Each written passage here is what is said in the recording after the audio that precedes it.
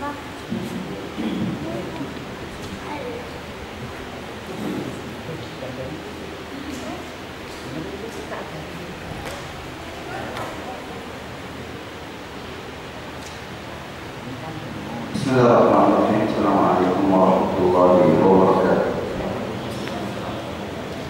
Innal hamdalillah nahmaduhu wa nasta'inuhu wa nastaghfiruh wa na'udzu billahi min shururi anfusina wa sayyiati a'malina. Man yahdihillahu fala mudilla lahu wa man yudlilhu fala hadiya lahu. Asyhadu an la ilaha illallah wahdahu la syarika lahu wa asyhadu anna Muhammadan 'abduhu wa rasuluhu la nabiyya ba'dahu. Yaqulu Allah 'azza wa jalla ya ayyuhalladzina amanu taqullaha haqqa tuqatih wa la tamutunna illa wa antum muslimun. Wa qala aydan ya ayyuhan nasu taqu rabbakum alladzi khalaqakum min nafsin wahidah wa khalaqa minha zawjaha wa bassa minhuma rijalan katsiran wa nisaa wattaqullaha alladzi tasaaluna bihi wal arham innallaha kana 'alaykum raqiba. Wa qala aydan ya ayyuhalladzina amanu taqullaha wa qulu qawlan sadida yuslih lakum a'malakum wa yaghfir lakum dhunubakum wa man yuti'illaha wa rasulahu faqad faza fawzan 'azima. Fa inna asdaqal hadithi kitabullah wa khairal hadi hadi Muhammadin sallallahu alaihi wasallam wa syarrul umuri muhdatsatuha fa inna kulla muhdatsatin fi dinillahi bid'ah wa kulla bid'atin dhalalah wa kulla dhalalatin fin nar. Thumma amma ba'd. Ahibati fillah, azani Allah wa iyyakum jami'an. Hadirin hadirat yang Allah muliakan, bersyukur kepada Allah Subhanahu wa taala pada sore yang mulia ini Allah Subhanahu wa taala memberikan kita kemudahan untuk berkumpul membahas suatu ilmu yang penting bagi kita, dan semoga Allah Subhanahu wa taala menjadikan perkumpulan kita ini perkumpulan yang penuh dengan manfaat dan rahmat, dan menjadikan perpisahan kita perpisahan yang penuh dengan barakah dan maghfirah-Nya. Dan kehadiran kita di majelis ilmu merupakan salah satu tanda bahwa Allah sedang menginginkan kebaikan untuk kita. Rasulullah SAW bersabda, "Man yuridillahu bihi khairan yufaqqihhu fid din." Barang siapa yang Allah kehendaki kebaikan pada dirinya, niscaya Allah akan jadikan dia memiliki pemahaman yang mendalam untuk urusan agamanya. Nah, berarti kehadiran kita di tempat yang mulia ini merupakan salah satu tanda bahwa Allah sedang menginginkan kebaikan untuk diri kita.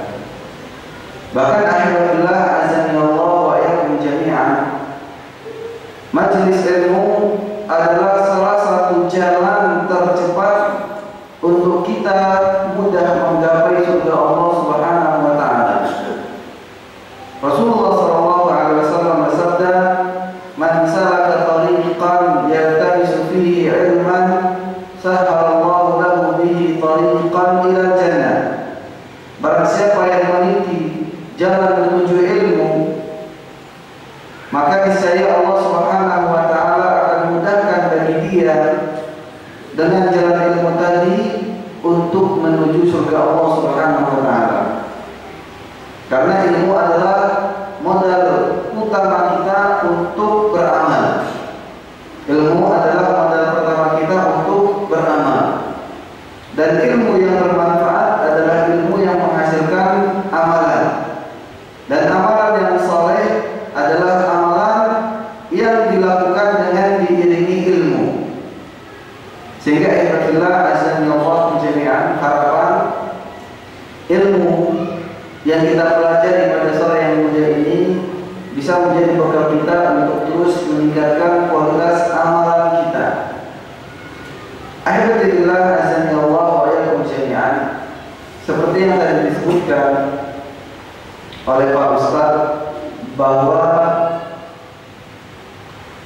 di 10 hari pertama dari bulan Dzulhijjah banyak sekali keutamaan yang telah Allah berikan. Bahkan amalan-amalan yang dilakukan adalah amalan-amalan yang sangat besar sekali pahalanya. Sangat besar sekali pahalanya. Sehingga para ulama pun berselisih pendapat, manakah yang lebih afdal? Apakah 10 pertama dari bulan Dzulhijjah ataukah 10 hari terakhir dari bulan Ramadan? Ada yang bisa memberikan jawaban? Mau Pak Agil?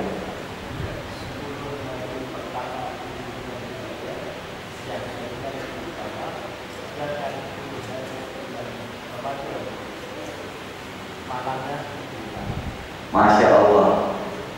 Jadi tidak ada pertentangan sama sekali antara dua keutamaan tadi. Maka kita katakan bahwa 10 hari pertama adalah hari yang paling afdal dari seluruh hari yang ada. Namun 10 malam terakhir dari bulan Ramadan adalah malam yang paling utama dari malam-malam lainnya. Ini adalah perkataan yang paling tepat untuk menyatakan bahwa tidak ada pertentangan antara keafdalan 10 hari pertama dari bulan Dzulhijjah dan 10 malam terakhir dari bulan Ramadan.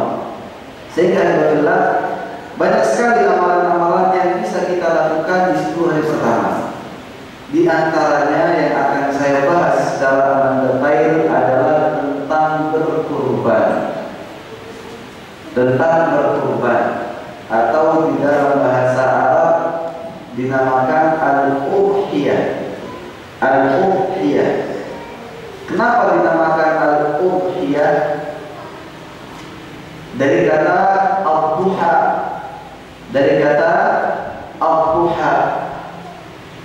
Ad-duha artinya adalah waktu duha. Nah, udhiyah adalah hewan ternak yang disembelih pada waktu duha untuk mendekatkan diri kepada Allah Subhanahu wa ta'ala, dilakukan pada hari-hari penyembelihan, yaitu tanggal 10 Dzulhijjah, tanggal 11, 12 dan 13 dari bulan Dzulhijjah, dengan persyaratan-persyaratan yang telah ditentukan oleh syariat. Inilah definisi dari udhiyah.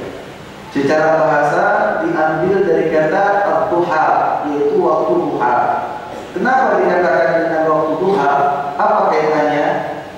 Karena udhiyah adalah hewan ternak yang disembelih pada waktu duha, yaitu dilakukan pada hari-hari penyembelihan tanggal 10, 11, 12 dan 13 dari bulan Dzulhijjah, dengan persyaratan-persyaratan yang telah ditentukan.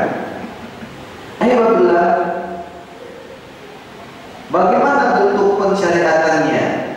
Disebutkan oleh Syekh Abu Malik Kamal bin Sayyid Salim, al-aslu fi masyru'iyyatil udhiyah al-kitabu was-sunnatu wal-ijma'. Bahwa dasar pensyariatan menyembelih hewan kurban adalah Al-Quran, Sunnah, dan ijma' para ulama. Dalil Al-Quran yang pertama adalah surat Al-Kautsar ayat nomor 2. Allah Subhanahu wa ta'ala berfirman, "Fashalli li rabbika wanhar." Fashalli li rabbika, dan laksanakanlah olehmu salat Idul Adha. Wanhar, lalu sembelihlah hewan kurban. Jadi menyembelih hewan kurban yang benar, persyaratannya yang benar adalah dilakukan setelah pelaksanaan salat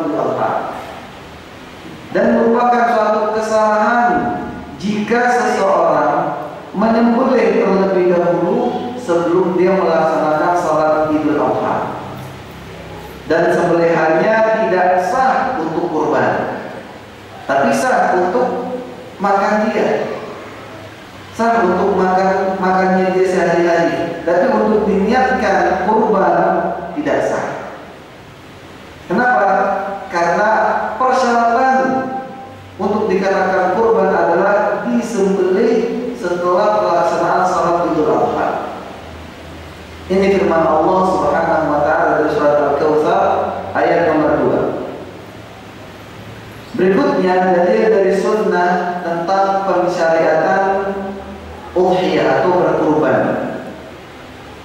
Diriwayatkan dari Anas bin Malik, semoga Allah meridainya, dia berkata, "Dhaha Nabi sallallahu alaihi wasallam bi kabshaini amlahaini aqranain, dzabahahuma bi yadihi wa samma wa kabbar wa wada'a rizlahu ala sihafiha." Nabi sallallahu alaihi wasallam berkurban dengan 2 kambing kibas, kambing domba yang bertanduk. Mungkin lebih tepatnya kalau di Indonesia kambingnya Garut, domba Garut yang tanduknya melingkar-lingkar. Dan umumnya kambing domba Garut besar-besar, bagus-bagus badannya. Atau mungkin kambing Wonosobo, Nobos. Nah itu dia intinya, besar-besar. Tapi ingat, yang disembelih oleh Nabi, yang dicontohkan oleh Nabi, kambing kibas yang besar yang bertanduk, akranain, yang memiliki tanduk. Ternyata apa? Dzabahahuma biyadihi. Nabi SAW menyembelih 2 kambing tadi dengan tangannya sendiri. Berarti merupakan sunnah. Kalau kita mampu menyembelih sendiri, kita sembelih sendiri. Jangan kita serahkan kepada orang lain. Tapi kalau kita takut darah dan nggak tega, ya jangan. Baru potong sambil merem, kenanya apa? Jari jempolnya, repot dia. Nah, akhirnya dia berkorban dengan seekor kambing plus jari jempolnya, dan ini tidak tepat. Atau mungkin dia tidak ahli, tapi berani. Khawatir. Karena apa? Karena di dalam menyembelih ada tata cara yang dilakukan oleh Nabi SAW. Apa itu?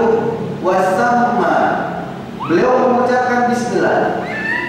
Wa kabbar. Beliau mengucapkan takbir. Wa wada'a rizlahu ala sihatiha.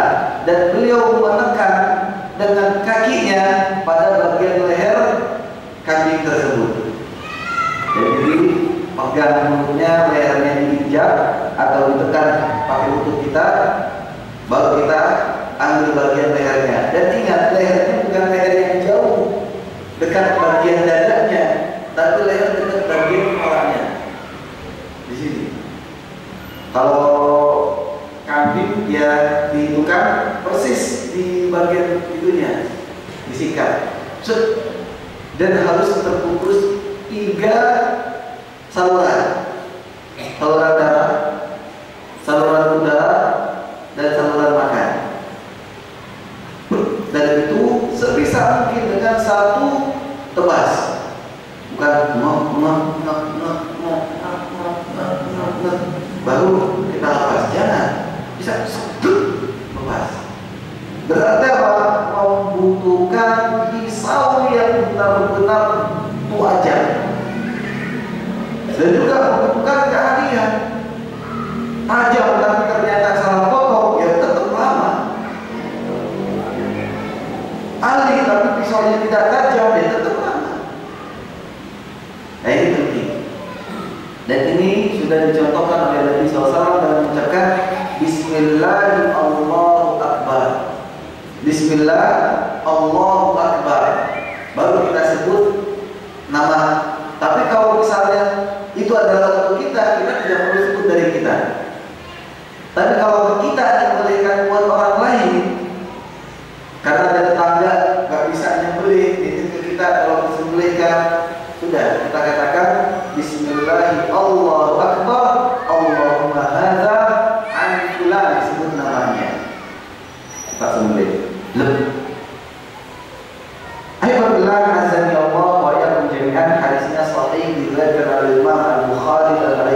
muslim. Ada dalil ijma, maka kaum muslimun telah berijma tentang pensyariatan berkurban pada bulan Dzulhijjah. Lalu apa hukum berkurban? Apa hukum berkurban? Para ulama berselisih pendapat tentang hukum berkurban. Pendapat yang pertama adalah pendapat Imam Rabi'ah, pendapat Imam Al-Auza'i, pendapat Imam Abu Hanifah, pendapat Imam Laits, dan juga pendapat sebagian ulama Malikiyah. Kata mereka bahwa berkurban hukumnya wajib bagi yang mampu. Hukumnya wajib bagi yang mampu. Yang mampu itu siapa? Orang yang memiliki kelapangan rezeki. Apa dalilnya? Firman Allah yang tadi kita sebutkan, "Fasholli li rabbika wanhar." Salatlah kamu salat Idul Adha dan sembelihlah. Di sini ada perintah untuk menyembelih. Dan perintah yang ada di dalam Al-Quran dan As-Sunnah, jika dia adalah mutlak, maka perintah itu menunjukkan tentang suatu kewajiban. Konsekuensi dari perintah yang mutlak yang ada di dalam Al-Quran dan As-Sunnah adalah kewajiban. Nah, sehingga apa? Ketika ada perintah ini berarti kita wajib melaksanakannya. Ini dalil yang pertama. Dalil yang kedua, ahbabullah azza Allah wa iyyakum jami'an, hadis Jundub bin Sufyan. Nabi sallallahu alaihi wasallam bersabda, "Man dhabaha qabla an yusalliya falyu'id makanaha." Barang siapa yang menyembelih hewan kurban sebelum pelaksanaan salat Id, maka hendaknya dia mengulang kambing yang lain, mengulang sembelihannya dengan kambing yang lain, karena kambing yang tadi disembelih tidak sah, maka harus dia ulang. Maka dia harus ulang dengan kambing yang lain. Wa man lam yadbah falyadbah. Adapun barang siapa yang belum menyembelih, maka hendaknya dia segera menyembelih. Di sini juga ada perintah untuk menyembelih. Berarti berkurban hukumnya wajib. Dan yang ketiga, dari Abu Burda.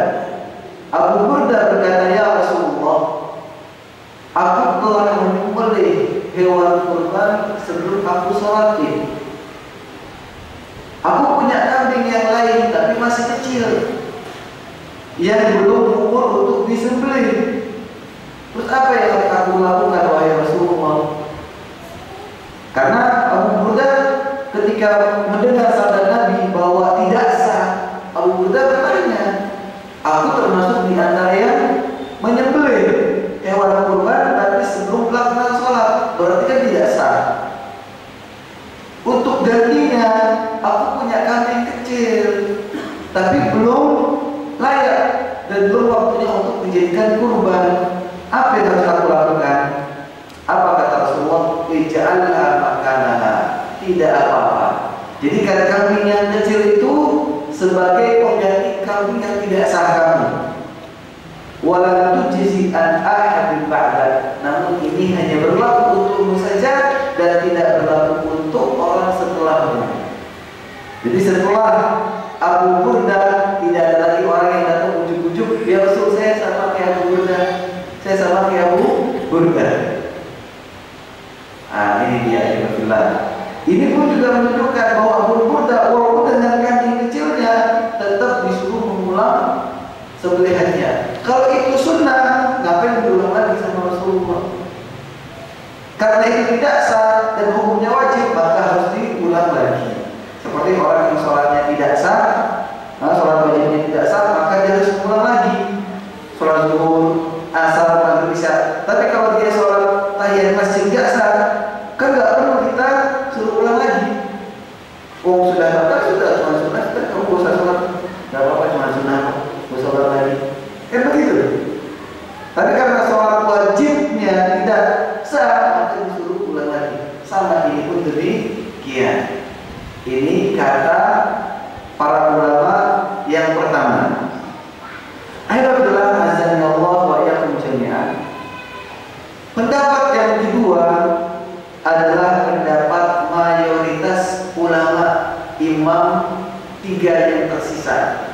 yaitu Imam Syafi'i, Imam Malik, Imam Ahmad bin Hanbal, Imam Ishaq bin Rahuyah, Imam Abu Thawr, Imam Muzani, Imam Ibn al-Munzir, Imam Dawud al-Zahiri, Imam Ibn Hazm al-Andalusi, dan lain-lain. Apa pendapat mereka? Pendapat mereka adalah annal udhiyata sunnatun wa laysat biwajibatin. Bahwa hukum berkurban adalah sunnah muakkadah dan tidak wajib.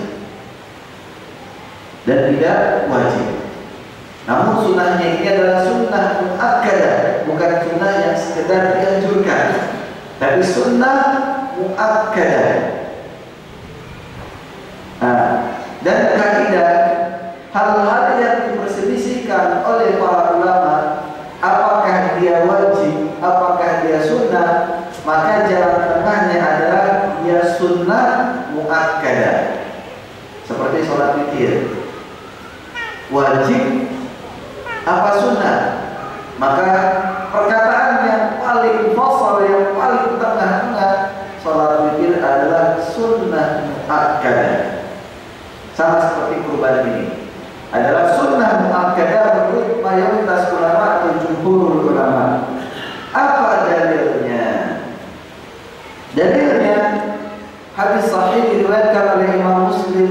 Rasulullah SAW bersabda, "Idza dakhalatil 'ashru wa arada ahadukum an yudhhiya fala yamussa min sya'rihi wa basharihi syai'an."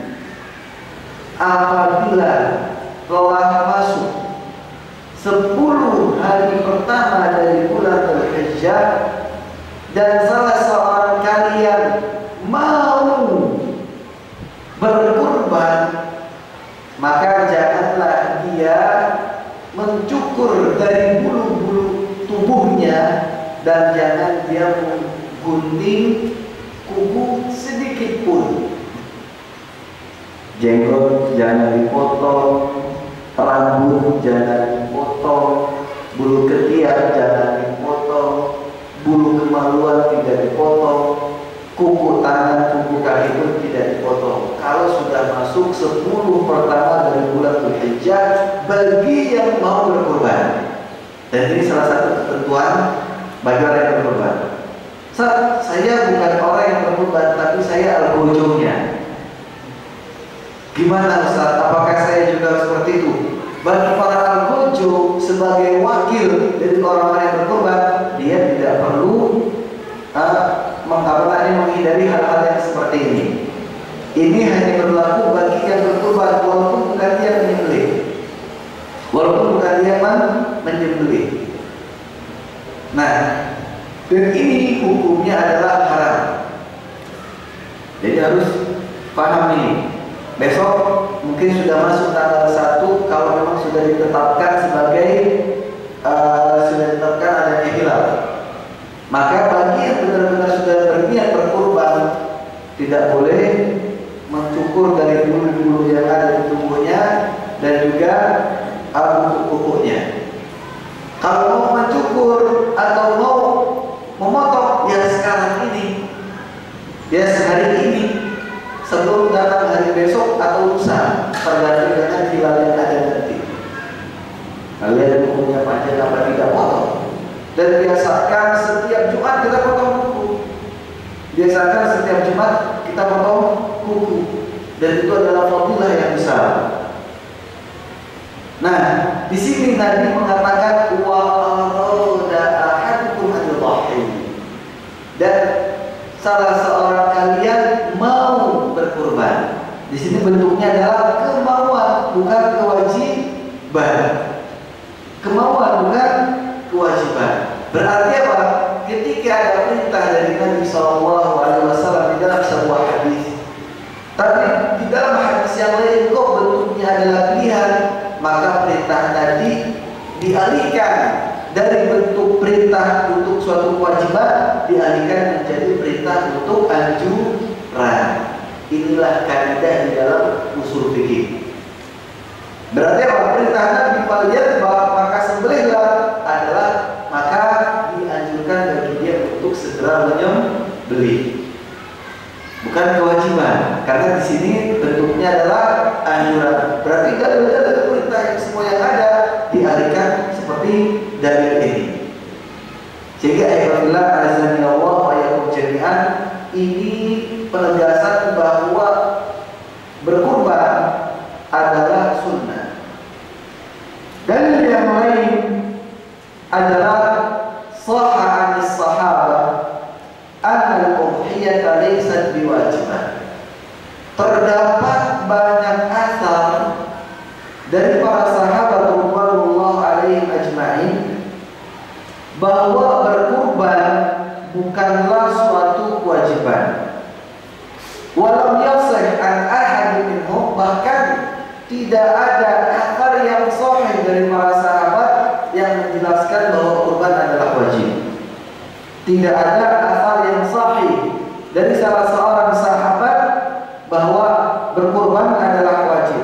Bahkan para sahabat mengatakan semuanya adalah sunnah. Bahkan itu sampai dikatakan bentuk ijma dari para sahabat adalah sunnah. Apa di antaranya? Yang pertama, dari Ibnu Salihah. Dari Abu Salihah dia berkata, "Ra'aitu Aba Bakr wa Umar wa ma yuwahhiyan." Aku mengalami zaman Abu Bakar dan aku pun mengalami zaman Umar bin Al-Khattab. Semoga Allah meridhai keduanya, dan aku tidak dapatkan mereka berkurban. Berarti apa? Kalau berkurban itu wajib, tidak mungkin ditinggalkan oleh Abu Bakar dan Umar, dan mereka adalah khalifah yang masya Allah, orang yang dijamin masuk surga oleh Nabi SAW bersama 8 sahabat yang lain. Ada lagi antara yang lain dari Abu Mas'ud Al-Ansari. Dia berkata, "Inni la ad'u al-adha wa inni la musir makhafatan an yawajirani innahu hadmun alayya." Sungguh aku benar-benar akan tidak berkurban. Aku benar-benar tidak akan berkurban. Dan aku adalah orang yang lapar. Dan aku adalah orang yang lapar rezeki. Nah, pertanyaannya, kenapa dilakukan hal tersebut oleh Abu Mas'ud Al-Ansari? Dijawab oleh beliau, "Aku khawatir kalau tetangga-tetanggaku yang lain menganggap bahwa berkurban adalah suatu kewajiban atasku, yaitu orang yang lapar. Aku sengaja tinggalkan agar orang-orang tahu bahwa berkurban adalah tidak wajib." Dan inilah yang dikatakan oleh seorang sahabat radhiyallahu alaihim ajma'in. Sehingga bisa kita katakan bahwa pendapat yang lebih rajih dalam hal ini, wallahu a'lam, bahwa berkurban adalah sunnah muakkadah dan bukan suatu kewajiban. Dan bagi orang-orang yang mampu, tidak seyogianya untuk mengabaikan perintah berkurban di bulan Dzulhijjah. Tidak seyogianya dia mengabaikan perintah Nabi dan perintah Allah Subhanahu wa taala untuk berkurban di bulan Dzulhijjah. Dia mampu lakukan. Dia mampu lakukan. Dia tidak mampu, jangan mutang-mutang untuk memaksakan diri berkurban. Karena Allah tidak membebani satu jiwa pun di luar batas kemampuannya. Di luar batas kemampuan seorang hamba. Pensyariatan dan hukum sudah kita bahas. Kita masuk pembahasan yang berikutnya. Yang disembelih untuk dijadikan kurban itu hewan apa saja? Apakah ayam juga bisa dikorbankan? Bebek? Apa? Semuanya, apakah semua bentuk hewan ternak bisa dikorbankan? La yujzi fil udhiyati illa al-an'am. tidak sah di dalam berkurban kecuali dengan menggunakan binatang ternak berupa al-ibil, unta dengan berbagai macam jenisnya. Unta berpunuk satu, unta berpunuk dua, unta Arab, unta Australia, monggo. Yang penting unta. Tapi bukan burung unta. Al-baqar, sapi dengan berbagai macam jenisnya, sapi Bali, sapi Madura, sapi lembu, sapi perah, sapi Jawa, monggo. Sapi kerbau pun tidak masalah.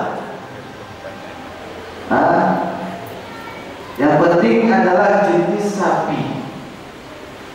Wal ghanam, dan kambing dengan berbagai macam jenisnya.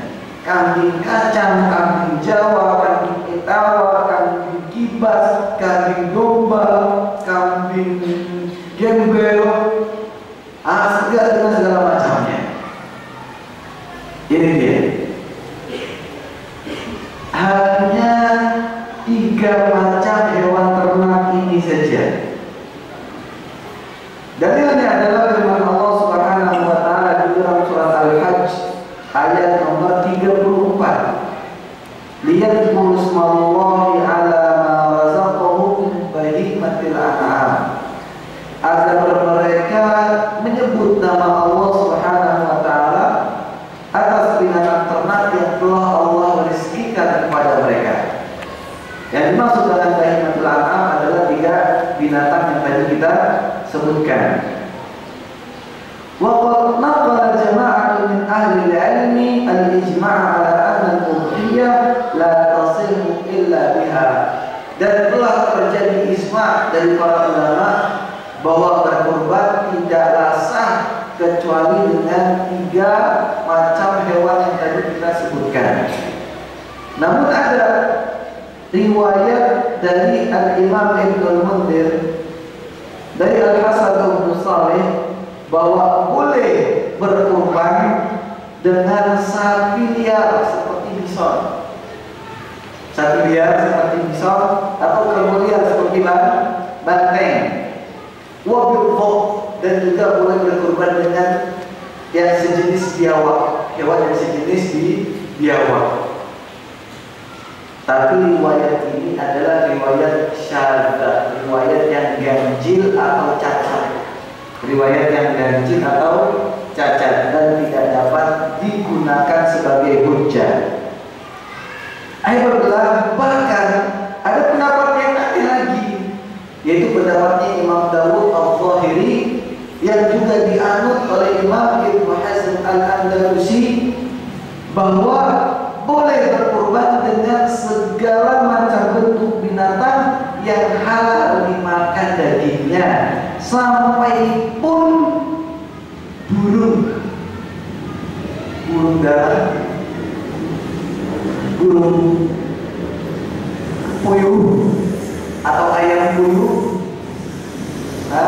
boleh. Maka apabila apakah mereka punya dalil? Ada dalilnya.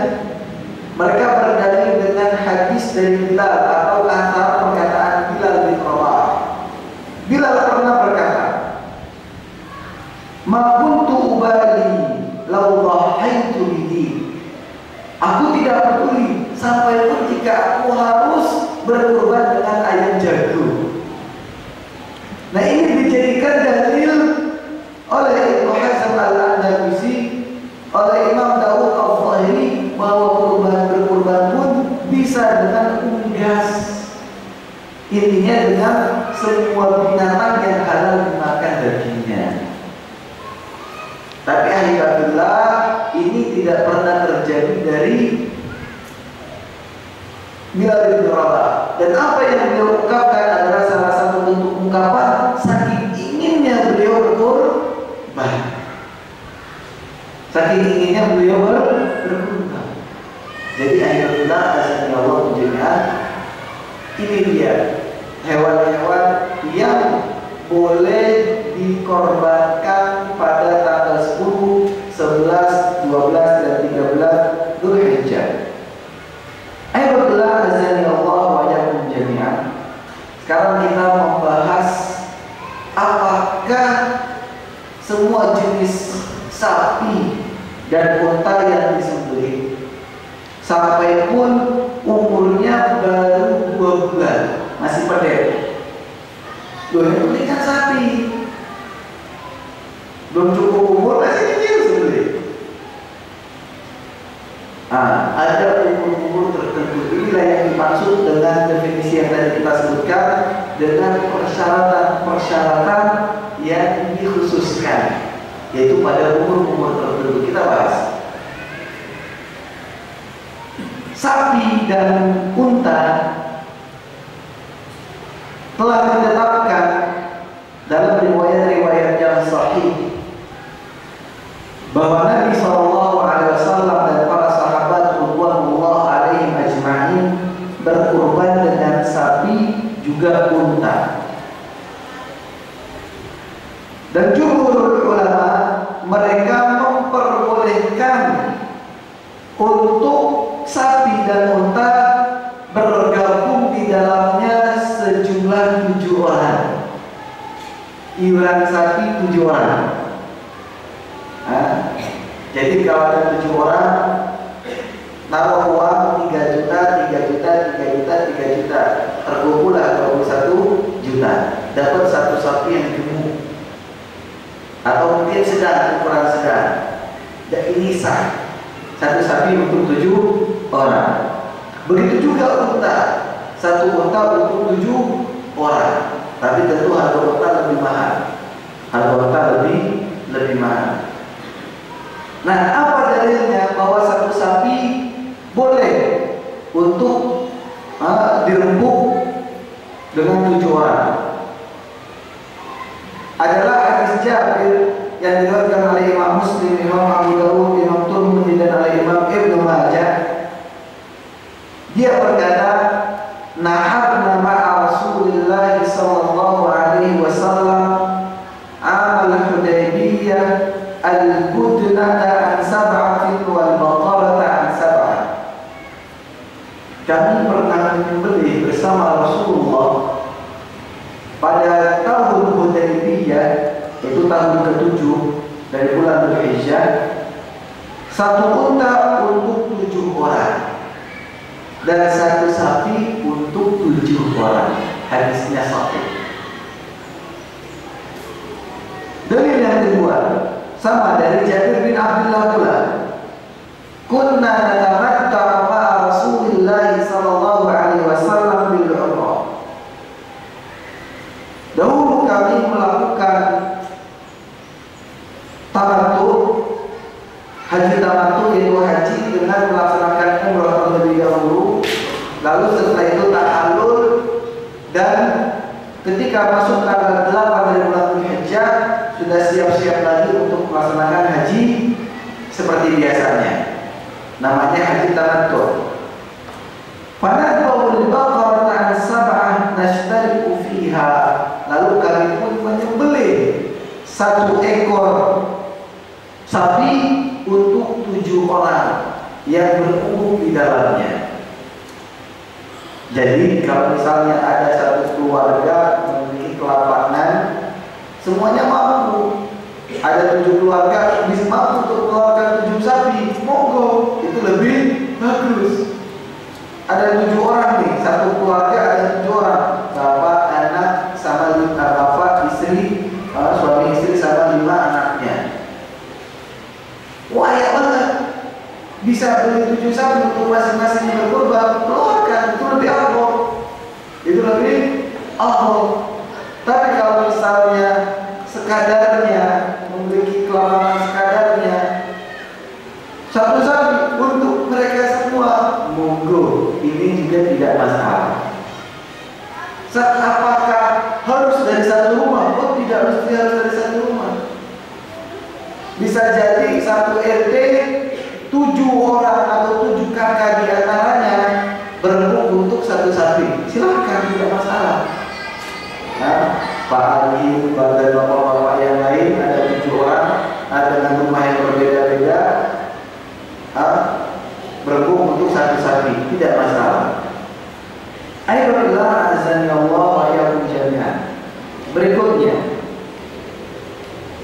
usia yang sah untuk penyembelihan unta dan sapi. Berapa usia sapi yang layak atau yang seyogianya disembelih untuk kurban, begitu juga unta. Alhamdulillah azanallah wa iyyakum jami'an. Adapun sapi malah sanatan.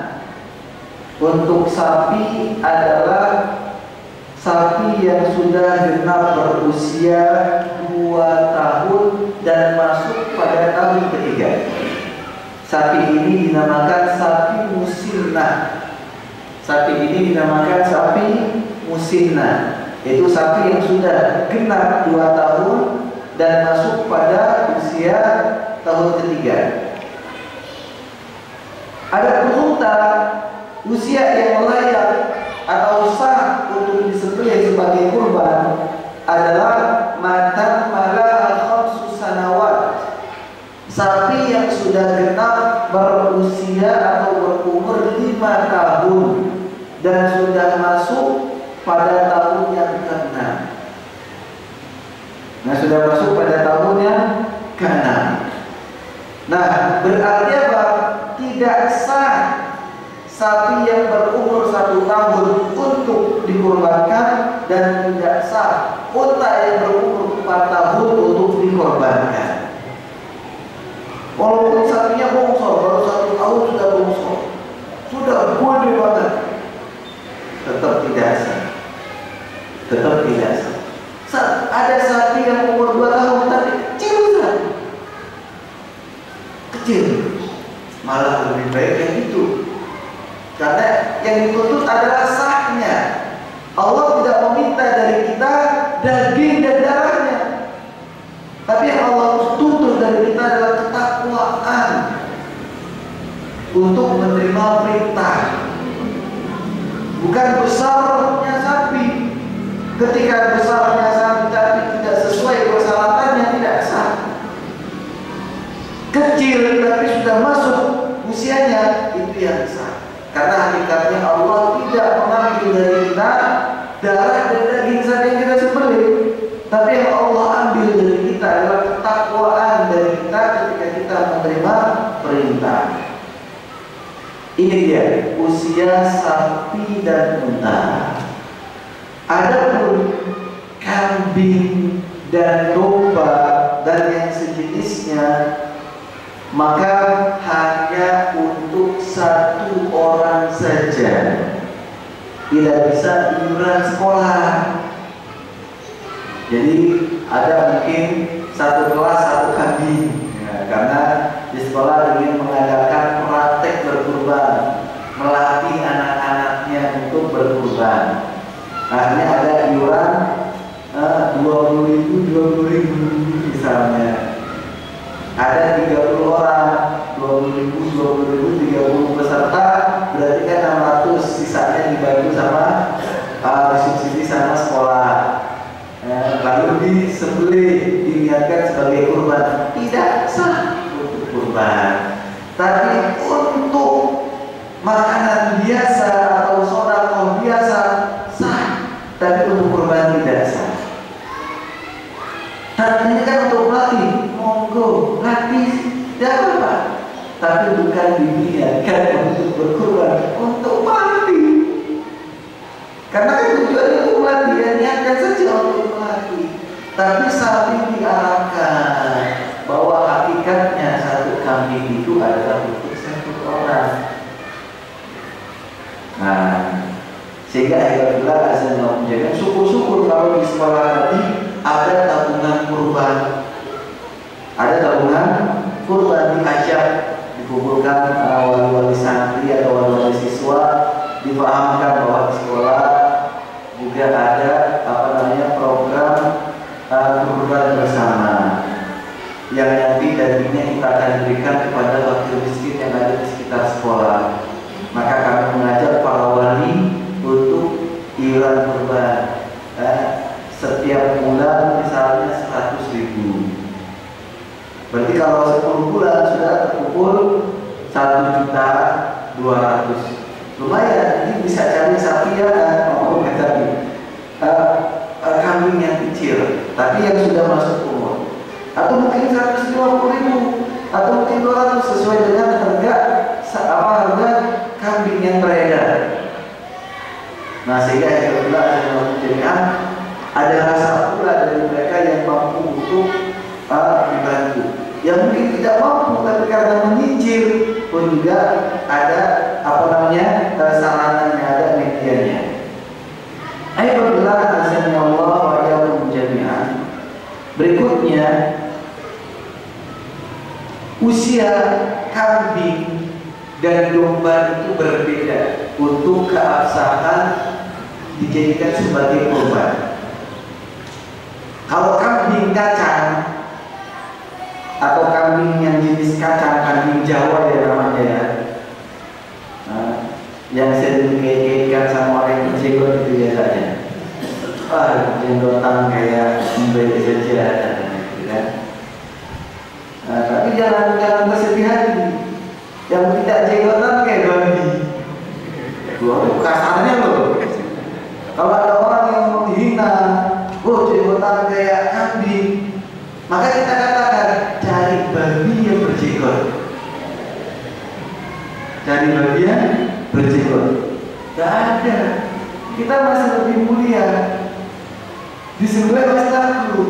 Babi diharamkan oleh Allah SWT.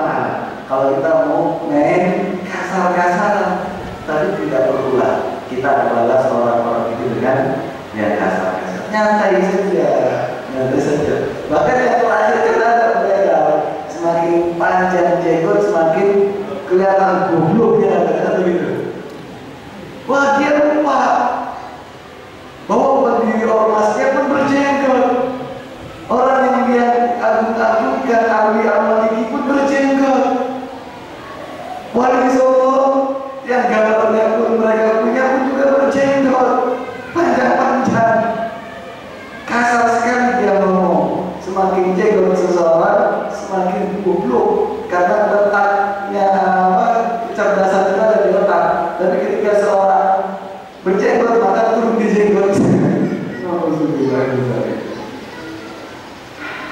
Semoga Allah memberi hidayah pada kita. Baik, berikutnya, berapa usia yang sah untuk abdoan, untuk kambing domba? Kata Nabi SAW, la tadbahu illa musinna illa an ya'sar ra'ikum fatadbahu jaza'an min al-fa'ni. Untuk domba aidullah azza Allah wa yakum jami'an adalah domba yang berumur 6 bulan minimalnya. Domba yang minimalnya berumur 6 bulan, masuk usia bulan ke-7. Itu yang sudah sah untuk disembelih sebagai kurban. Tapi kambing kacang atau kambing Jawa, maka yang sah bagi kambing Jawa ini adalah kalau sudah genap berumur 1 tahun masuk tahun kedua. Kenapa? Karena postur kambing kacang dan kambing domba berbeda.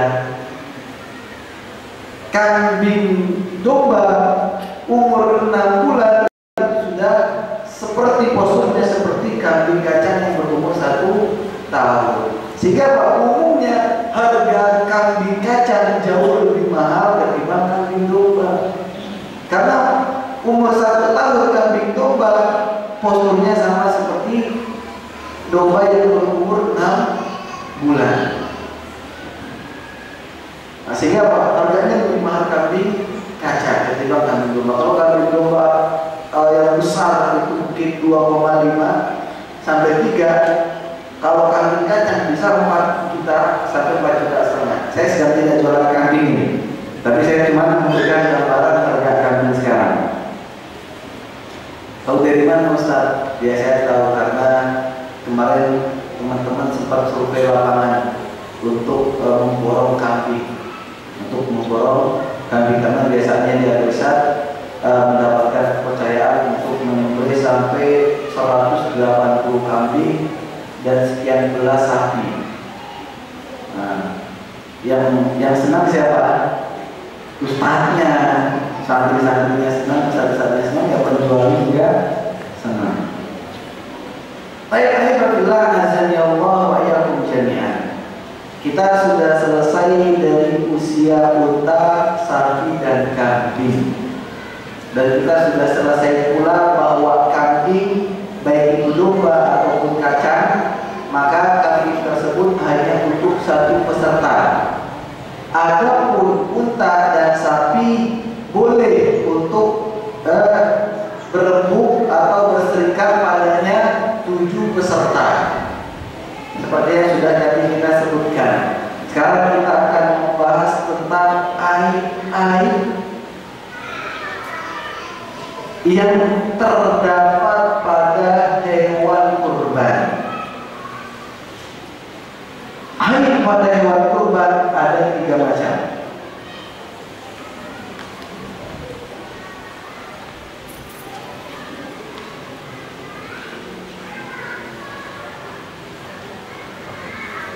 Yang pertama adalah aib-aib yang dapat menolak keabsahan hewan kurban. Yang pertama adalah aib-aib yang dapat menolak keabsahan hewan kurban sehingga hewan kurban tadi menjadi tidak sah. Dan ini penting agar ketika kita menyembelih hewan kurban kita yakin keabsahannya dan kita pun yakin bahwa Allah Subhanahu wa taala akan menerima amal ibadah kita. Karena kalau kurban kita tidak sah, Allah tidak terima. Yang pertama, al-awra al-bayyin 'auha, hewan kurban yang matanya buta atau yang matanya pincang, yang jelas nampak pincangnya. Ustaz, kita kan tidak tahu hewan itu pincangnya di mana. Dia tinggal kita lepas. Dia jalannya tidak benar, tidak jelas, dia pincang. Begitu juga matanya kita lihat. Dan hewan kalau di tempat tertutup dengan jumlah yang banyak, kotorannya itu bisa membutakan matanya. Panasnya kotoran hewan, panasnya kotoran mereka itu bisa membutakan mata-mata mereka. Nah, sehingga kandang yang bagus adalah kandang yang sirkulasi udaranya bagus. Nah, fa'in khattal bayadu akthar nadhiraha bihaitsu baqa aqalluhu lam tujzi. Ini dia dikatakan oleh si muallif ini.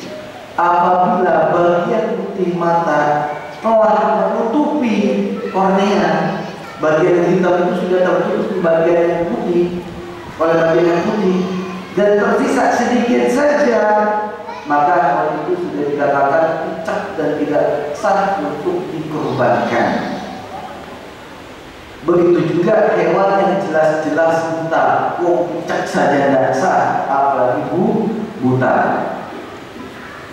Yang kedua, al-maridhatul bayyin maraduha, hewan yang sakit yang nampak penyakitnya.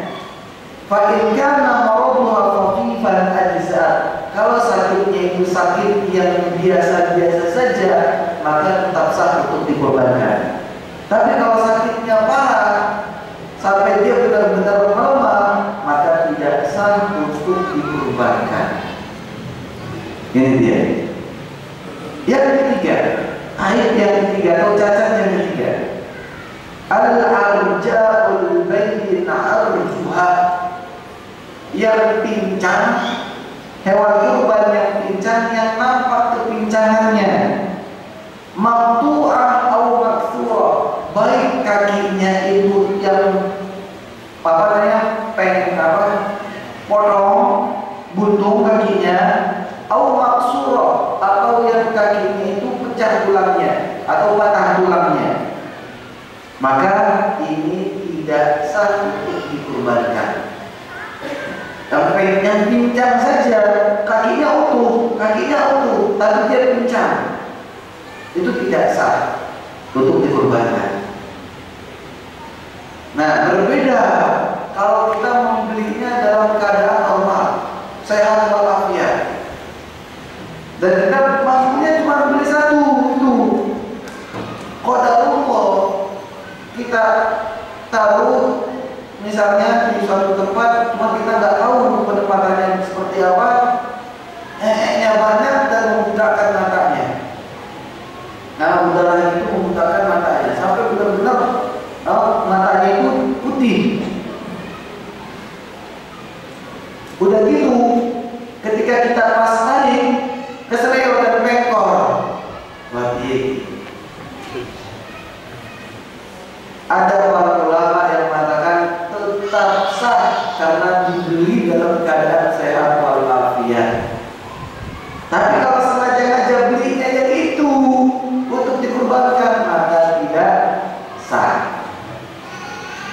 Tapi kalau sudah beli dengan harga mahal dan bagus, tapi qadarullah kena penyakit, tetap sah untuk dikurbankan. Karena cacat itu adalah cacat yang torik, yang terjadi setelah pembelian yang tidak dimaksud. Berikutnya, yang keempat, yaitu al-hazilatu allati la tanqa.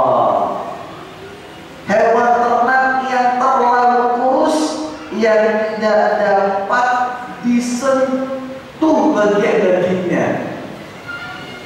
Baru tulang.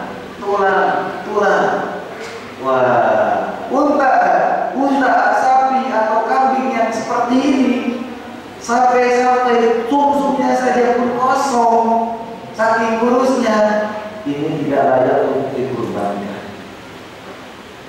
Tidak layak untuk dikurbankan dan tidak sah untuk menjadi hewan kurban. Inilah 4 cacat yang dapat membatalkan keabsahan hewan kurban. Sekarang cacat jenis yang kedua, yaitu cacat yang menyebabkan makruh menyembelih hewan kurban yang memiliki cacat tersebut. Cacat-cacat yang membuat makruh hewan kurban untuk dijadikan sebagai kurban atau hewan ternak untuk dijadikan kurban. Akan tetapi jika dia tetap disembelih sebagai kurban, tetap sah, tapi hukumnya makruh. Tetap sah, tapi hukumnya makruh. Yang pertama, maqtu'atul udhuni aw juz'un minhu. Kambing, unta atau sapi yang telinganya terpotong habis atau terpotong sebagiannya. Kambing misalnya terpotong satu tok yang ada, yang satunya tidak ada, baik seluruh kupingnya, telinganya, atau sebagian dari telinganya hilang, maka kambing ini kalau disembelih sebagai kurban sah, tapi hukumnya makruh. Ada cacat, tapi cacatnya tidak menghalangi keabsahan kurban tadi. Alhamdulillah, azza Allah wa iyyakum jami'an. Berikutnya, maksuratul qarni au aktsaruhu. Tanduknya terpotong, baik seluruhnya atau sebagiannya. Tanduknya yang panjang itu ternyata patah, entah itu dua-duanya patah, seluruhnya, atau salah satunya patah, atau sebagiannya patah. Maka apa? Hewan kambing tadi, domba tadi tetap sah untuk dijadikan kurban, namun makruh. Namun hukumnya makruh. Alhamdulillah, azanillahu wa iyyakum jami'an. Berikutnya, jenis aib yang ketiga yang sama sekali tidak berpengaruh sedikit pun pada keabsahan hewan ternak dan pula tidak dimakruhkan. Hewan ternak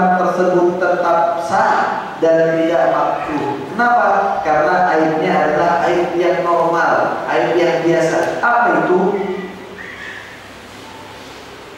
Disebutkan di sini ahibatillah azza Allah wa yakum jami'an kal hatma, hewan ternak yang tidak punya gigi. Dari sejak lahir sampai dia dewasa tidak punya gigi. Berarti poel atau tidak poelnya nggak ketahuan. Poel atau tidak poelnya tidak ketahuan. Kan sering kepala peternak ketika kita jalan keluar, ini sudah poel, ini sudah poel. Loh, masa kecil kayak gini poel? Iya, saya poel ini. Ini ditrotoli pakai pandu. Tidak benar. Biar poel sendiri. Biar poel sendiri. Tapi ada yang dari sejak lahir sampai dia dewasa umur poel, dia tidak punya gigi. Atau ada beberapa bagian gigi yang memang tidak ada. Maka cacat yang seperti ini tidak mempengaruhi sedikit pun keabsahan hewan ternak dan juga tidak dimakruhkan monggo disembelih. Yang berikutnya al-batra yaitu hewan yang buntutnya terpotong. Hewan yang buntutnya terpotong. Entah itu sapi buntutnya terpotong, entah buntutnya terpotong, atau apa namanya, unta sapi terpotong, tidak masalah. Aib tersebut tidak mempengaruhi keabsahan hewan kurban dan juga tidak menjadikan makruh. Tidak menjadikan makruh. Begitu juga al-jada'ah, hewan yang hidungnya terpotong. Hewan ternak, sapi, unta atau kambing yang hidungnya terpotong atau robek. Mungkin sapi talinya terlalu keras dan apa sebab sampai dia robek hidungnya itu. Maka ini kita katakan cacat yang tidak mempengaruhi keabsahan hewan kurban. Sapi tersebut tetap sah untuk dijadikan hewan kurban dan tidak makruh. Wal khasi, apa itu khasi? Hewan ternak yang dikebiri. Hewan ternak yang dikebiri, yang testisnya terpotong, yang testisnya hilang. Jadi kebiri itu bukan batangnya kan yang dihilangkan, testisnya yang dirusak. Atau mungkin batangnya potong. Maka hewan ternak tadi tetap sah untuk disembelih sebagai kurban dan tidak makruh. Ini dia ibadah azza wa jalla jami'an, hewan-hewan atau aib-aib yang terjadi pada hewan ternak. Sekarang hewan ternak yang seperti apa yang sangat dianjurkan untuk kita jadikan sebagai kurban? Sekarang pembahasan masuk tentang hewan ternak atau hewan kurban yang seperti apa yang sangat dianjurkan untuk dikurbankan. Yang pertama, al-asman wal akmal, hewan ternak yang paling gemuk dan paling sempurna anggota tubuhnya. Intinya tidak ada cacat pada hewan tersebut plus gemuk. Saya senang kalau melihat sapi-sapi yang gede kayak sapi metal itu. Sapi apa? Sapi metal. Sapi di musim kan udah panjang, tinggi, pokal pula. Masya Allah, itu harga bisa sampai 30 sampai 40 juta. 30 sampai 40 juta. Nah, apabila jika dia paling gemuk dan juga sempurna, tidak ada cacat-cacat yang akan kita sebutkan, maka ini yang sangat dianjurkan untuk dikurbankan. Apabila azan ya Allah wa yakum jami'an, dalilnya adalah kunna nusamminul udhiyata bil Madinah wa kana al muslimuna yusamminun.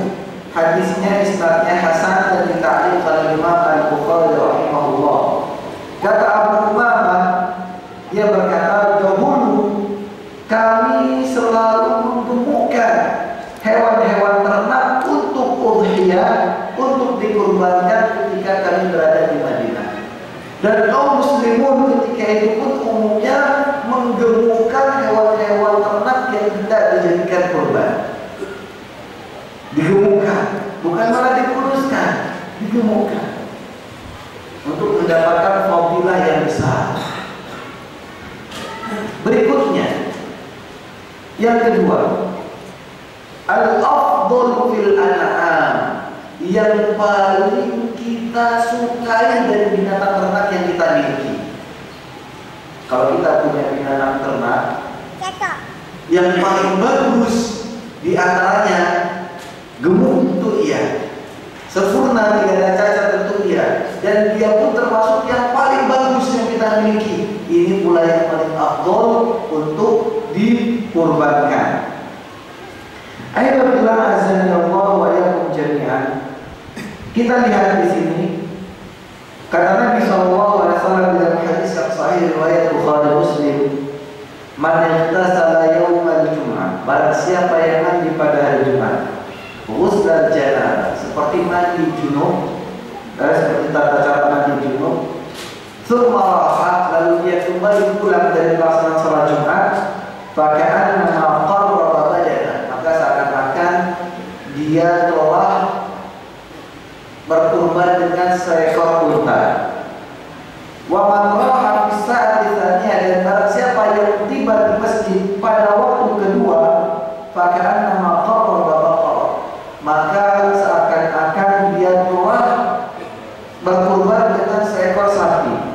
Wa man raha fi sa'ati tsalitsah, barang siapa yang masuk masjid, orang ketiga yang masuk masjid, faka'annama qarraba kabshan aqran, maka seakan-akan dia berkurban dengan seekor kambing yang bertanduk. Maka alhamdulillah, hewan ternak yang paling afdal kita sembelih adalah unta, itu yang paling utama. Kalau tidak punya unta, maka sapi.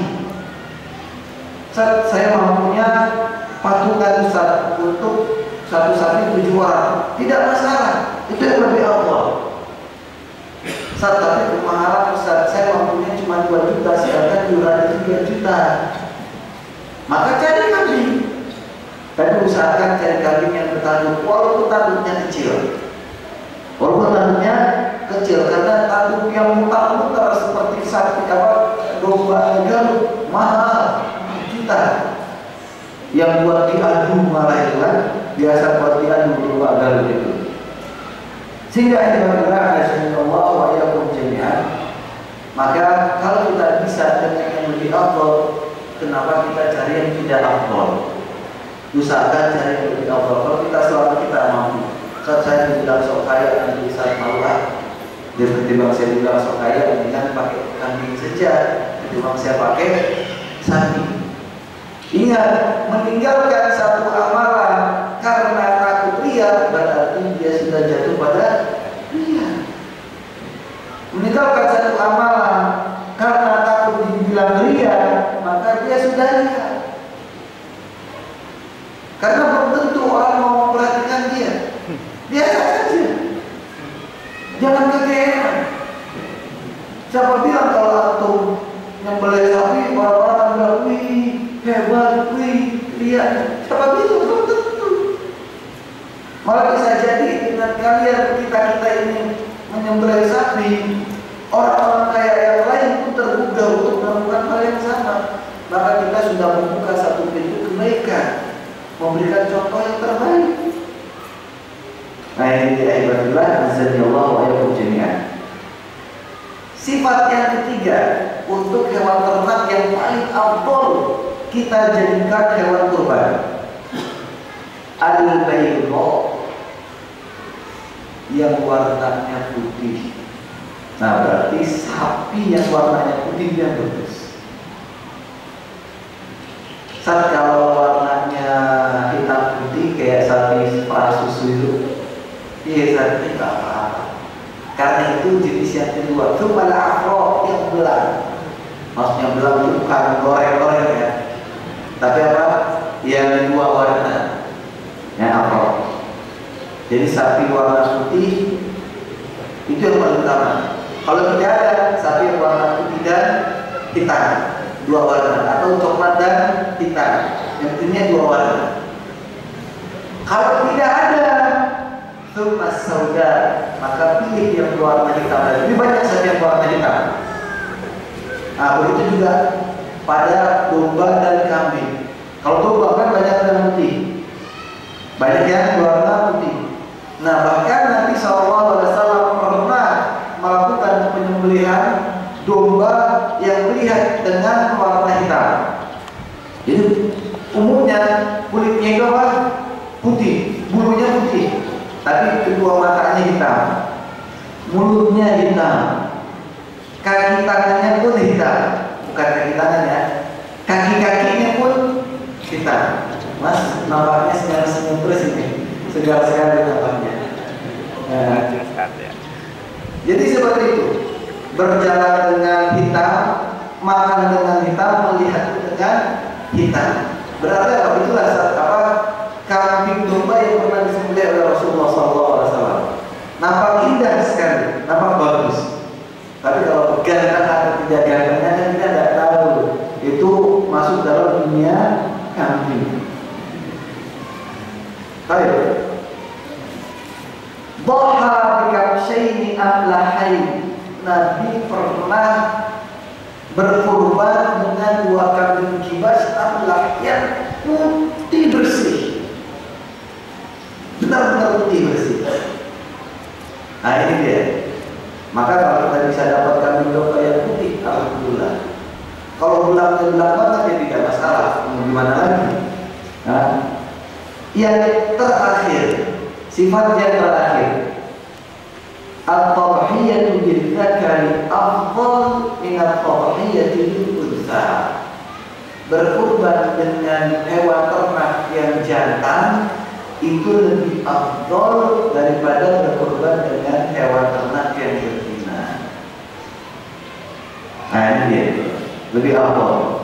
Li umumi qaulihi sallallahu alaihi wasallam fi afdal al-qab.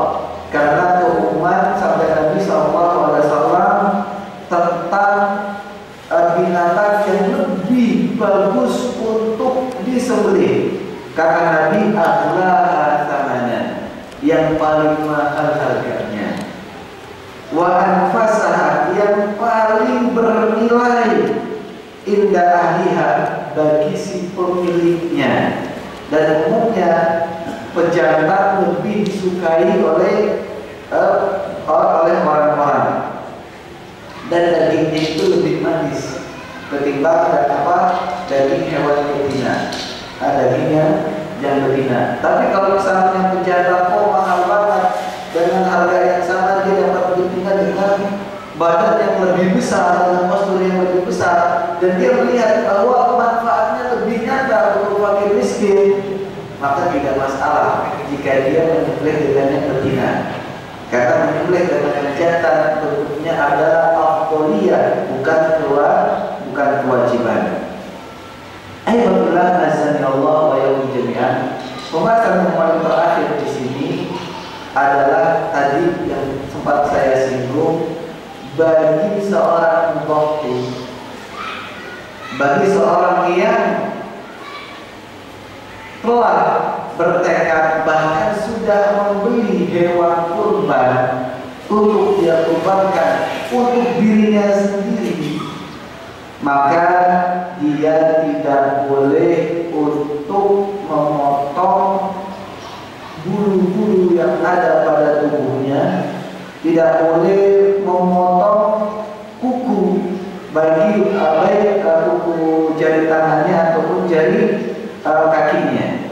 Sebagaimana yang telah disabdakan oleh Nabi, idza dakhalatil ashru wa arada ahadukum an yudhhiya fala yamussa min sya'ri wa basharihi syai'an.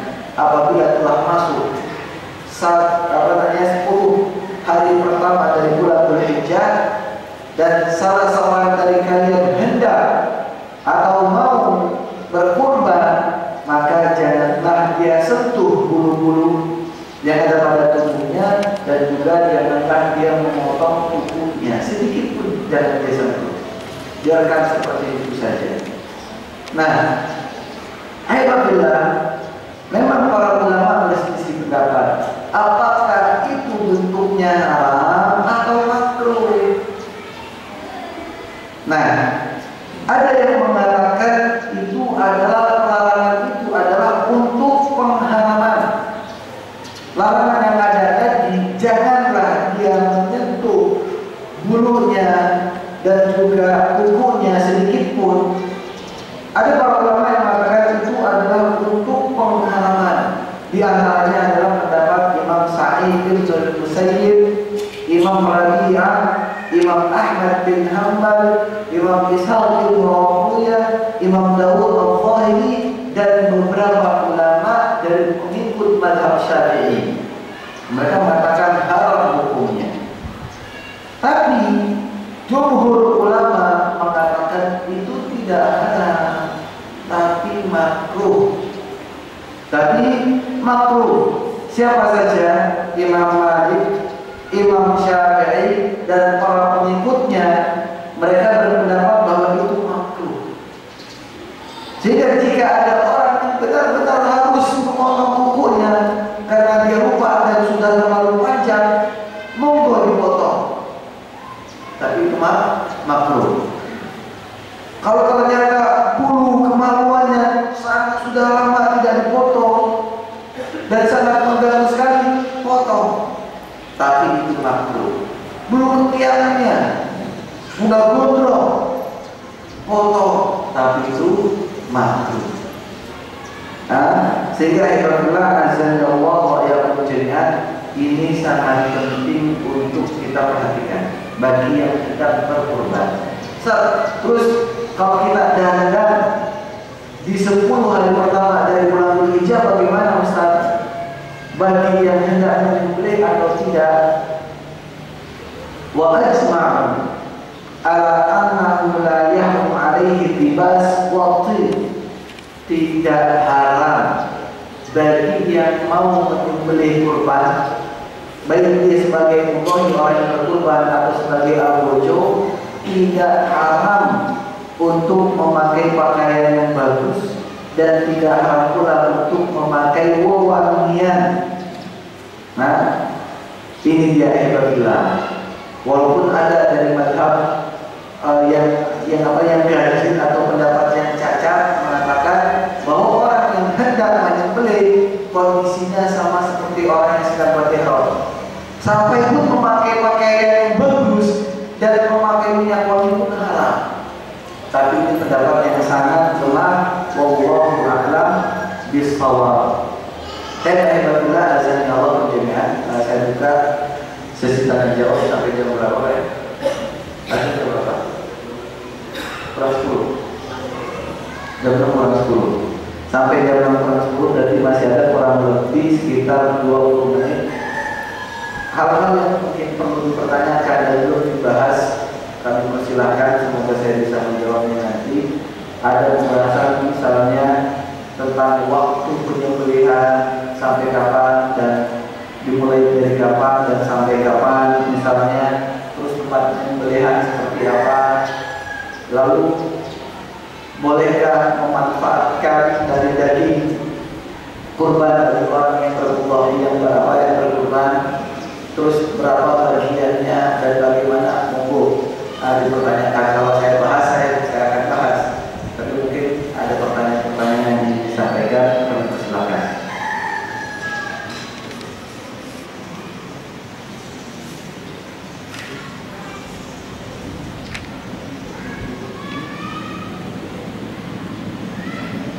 Silakan Bapak yang belakang dulu.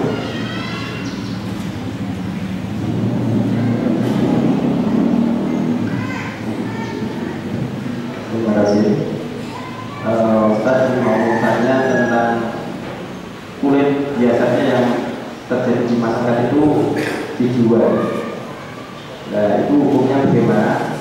Boleh atau tidak? Terima kasih.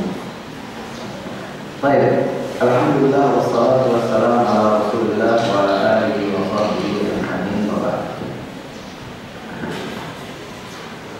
Saya bacakan ya, jawabannya ada di buku ini. Dikatakan oleh Syekh Abu Malik Kamal Sayyid Salim, la yajuzu bai'u syai'in minha, tidak boleh menjual sedikit pun dari hewan kurban. La jild, baik berupa kulit, wala suf, bulu wol, wala sya'ar, rambut yang ada pada unta, bulu yang ada pada unta, pada kambing, pada sapi, wala laham, juga berupa daging, wala idham, walaupun tulang dan lain sebagainya, tidak boleh dijual. Ada dalilnya? Ada, tapi dalilnya lemah. Apa itu? Hadis dari Abu Sa'id bahwasanya Nabi SAW bersabda, la tabi'ul humal hadyi wal adhahi, janganlah kalian menjual sedikit pun, baik itu berupa daging atau lain sebagainya dari hewan hadyu atau hewan kurban. Tapi apa? Fakulu, manfaatkanlah untuk dimakan. Tasaddaqu, sedekahkan saja. Wastamti'u, manfaatkan bijuludiha, manfaatkan kulitnya.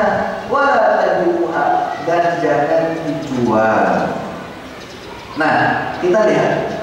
Walakin al-amwal al-mustahiqah bil qurab la yajuzu lil mutaqarrib bai'uha kaz-zakawat wal kafarat. Wa yadullu ala hadha aidan annahu la yajuz an yu'ti al-jazaa'u ujratahu min lahmi al-udhiyah kama sayati.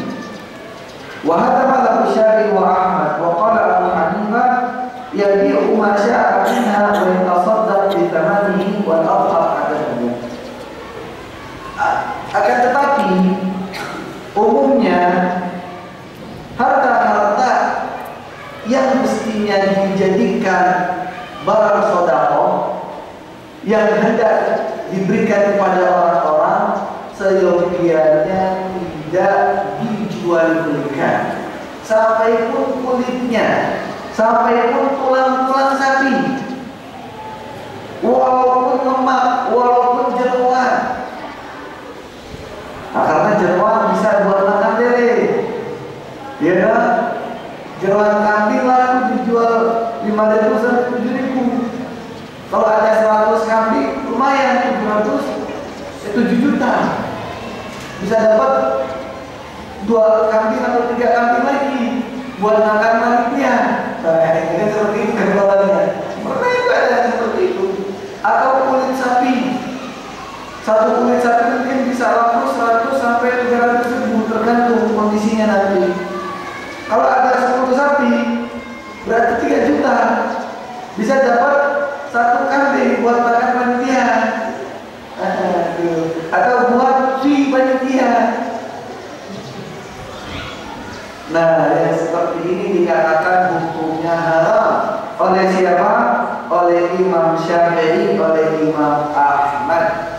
Dan yang menguatkan hal tersebut walaupun dalilnya adalah lemah adalah al-bojo, tukang jaga, dia tidak boleh diberikan upah berupa kepala kambing, kepala sapi, kulit kambing, kulit sapi, begitu juga kaki tangannya. Tidak boleh. Kalau mau ngasih upah berupa uang tunai, cash. Ustaz, tapi dia termasuk orang miskin yang berhak mendapatkan daging, monggo diberikan. Upahnya diberikan, dagingnya pun karena dia sebagai orang miskin pun juga diberikan, tapi bukan sebagai upah dari yang diberikan kepadanya, tapi sebagai keberhakan dia sebagai orang miskin. Nah, itu dia. Jadi kita harus berhati-hati. Ustaz, kalau kulit bagaimana Ustaz? Banyak kok yang mau memanfaatkan kulit itu. Banyak kulit yang mau memanfaatkan kulit. Sehingga ibaratlah azan Allah menjadikan. Mungkin ada yang berpendapat bahwa zaman dulu sama zaman sekarang berbeda. dijual belikan. Kulit pun juga dijual belikan untuk dijadikan permadani, untuk dijadikan alat buat menyimpan air. Tapi ternyata apa? Sama mereka tidak dijual belikan, tapi tetap diberikan kepada fakir miskin. Dan fakir miskin di zaman sekarang, kalau dia sudah mendapatkan kulit dari kambing, terserah dia mau jual kembali, mau diapakan, itu terserah dia. Masuk ke dalam ranahnya dia sendiri. Intinya, sebisa mungkin untuk kita tidak jual belikan. Untuk kita jual belikan. Tapi kita butuh administrasi. Bagaimana Ustaz? Maka ketika kita sampaikan kepada pihak Polri, maka kita katakan bahwa untuk satu kambing biaya administrasinya adalah 100.000 untuk biaya penyembelihan, pembersihan dan lain-lain. Maka tidak perlu kita mengadakan jual beli untuk menutup biaya administrasi ini. Kita sampaikan kepada pihak Polri untuk sapi biaya administrasinya atau biaya operasionalnya adalah 200.000. Untuk membersihkan ini supaya manfaatnya lebih umum, kulit pun masih bisa dimanfaatkan untuk siapapun dan lain sebagainya. Tidak ada yang disisakan sedikit pun. Seperti itu Pak ya. Wallahu a'lam bishawab. Walaupun ada pendapat dari Imam Abu Hanifah yang mengatakan boleh untuk dijual belikan, maka kita katakan kalau ada panitia yang menjual belikan dan berpendapat dengan pendapat Imam Abu Hanifah, tidak boleh kita celah. Tidak boleh kita celah. Oh, setelah itu pendapat Imam Abu Hanifah, tidak boleh kita katakan seperti itu. Karena bisa jadi menurut dia pendapat Imam Abu Hanifah lebih cocok dan lebih real untuk zaman sekarang. Kenapa? Karena bisa jadi ada orang miskin yang tidak bisa mengolah kulit kalau dia dapat kulit. Jangankan kulit jeroan saja dia tak bisa. Nah, terus bagaimana kalau dibuang mubazir? Ya tahu, mendingan kita jual belikan saja seperti pendapat Imam Abu Hanifah. Monggo, itu adalah alternatif yang terakhir. Kita katakan seperti itu karena ada ulama yang berpendapat demikian. Imam Abu Hanifah, wallahu a'lam bishawab. Baik, monggo. Bab yang sama ya? Silakan ya. Berkaitan dengan mencukur rambut, kuku, memotong bulu dan sebagainya. Tadi dijelaskan mulainya kapan, tapi kapan bisa mulai memotong? Apakah sebelum sholat Id atau sudah atau bahkan setelah memotongnya? Itu pertanyaan pertama. Kemudian pertanyaan kedua berkaitan dengan pengadaan atau pembelian hewan kurban. Ini kan bukan ternak sendiri dan sebagainya, tapi kebanyakan membeli. Kapan kita bisa membeli itu sebagai hewan kurban sehingga antara pembeli dan penjual tidak terzalimi? Karena kalau terlalu lama misalnya ada hal-hal yang risiko dan sebagainya, tapi kalau terlalu dekat bisa saja harganya terlalu tinggi kan. Bagaimana justifikasi di sini? Terus tadi ada titipan dari Pak Wakil, kerbau itu termasuk atau tidak, karena di sini sapi sama kerbau mungkin berbeda. Mungkin itu saja. Terima kasih. Baik, alhamdulillah wassalatu wassalamu ala Rasulillah. Yang pertama, kalau seseorang sudah menyembelih hewan kurbannya, maka larangan memotong bulu yang ada pada tubuhnya dan kuku pada jari kaki dan jari tangannya sudah gugur. Berarti kalau dia sudah menyembelih, monggo dia boleh potong kuku, dia boleh potong bulu kemaluan, bulu ketiak dan lain sebagainya. Nah, karena batasannya adalah wa arada ahadukum an yudhi. Berarti kalau dia sudah yudhi, sudah menyembelih, maka larangan tadi sudah gugur. Seperti itu. Yang pertama. Yang kedua, ada saya cerita tentang hadis ya. Pesantren Al-Irsyad setiap tahun itu bisa sampai 180 hingga 230 kambing. Kalau beli dekat-dekat hari, maka dikatakan Tadi seperti yang disampaikan oleh Bapak, harga melonjak tinggi dan harga sejumlah 230 kita beli sangat payah sekali, mendesak.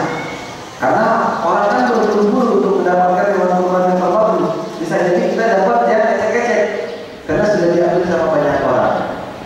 Maka yang dilakukan oleh pesantren Al-Irsyad adalah membeli 2 atau 3, biasanya 3 minggu sebelum hari Id. Seperti hari ini sudah kita beli.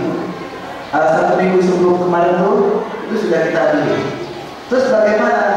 Setelah kita beli, kita mengadakan akad pemeliharaan.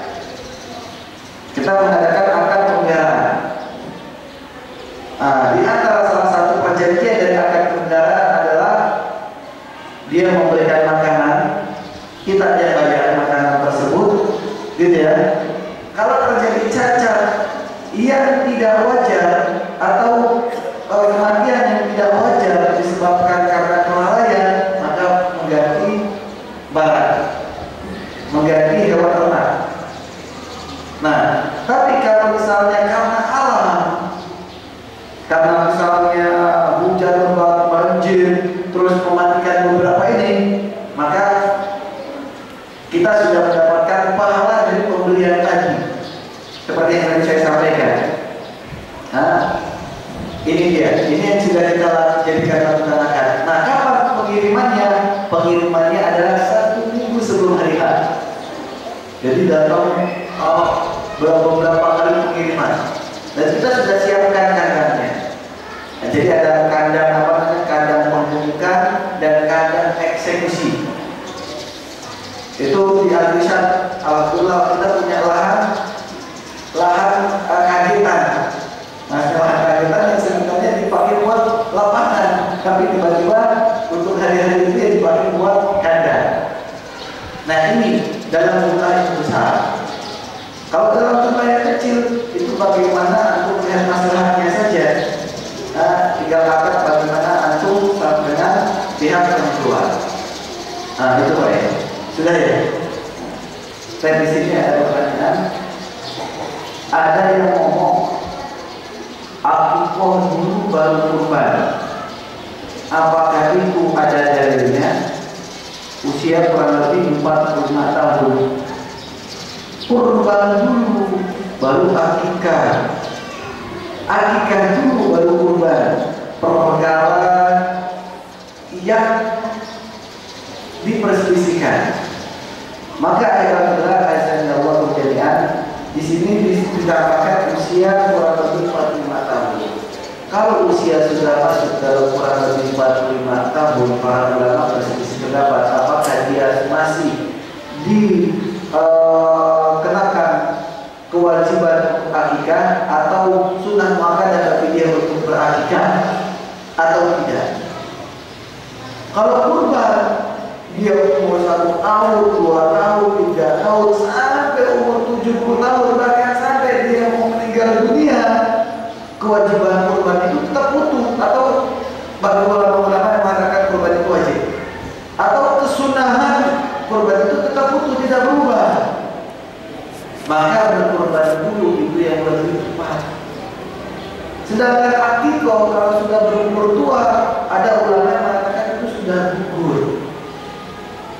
Ada juga ulama yang mengatakan tetap dianjurkan sekali untuk dia berakikah. Tapi kalau cuma punya uang 2 juta rupiah, saya ini akikah dulu atau kurban dulu, maka yang lebih tepat berkurban dulu. Maka yang lebih tepat adalah berkurban dulu. Karena bisa jadi kalau ternyata pendapat yang lebih wajib bahwa kurban itu adalah wajib, dia sudah mengumpulkan kewajiban. Dia sudah mengumpulkan kewajiban. Adapun akikah adalah sunnah. Adapun akikah adalah sunnah. Maka jika dia tinggalkan akikah, dia tidak berdosa.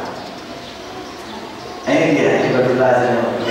Tapi kalau dia punya uang, bisa membeli 2 kambing, maka dia beli untuk akikah dan dia beli untuk kurban. Tidak boleh satu kambing untuk dua niat akikah dan niat kurban, tidak boleh.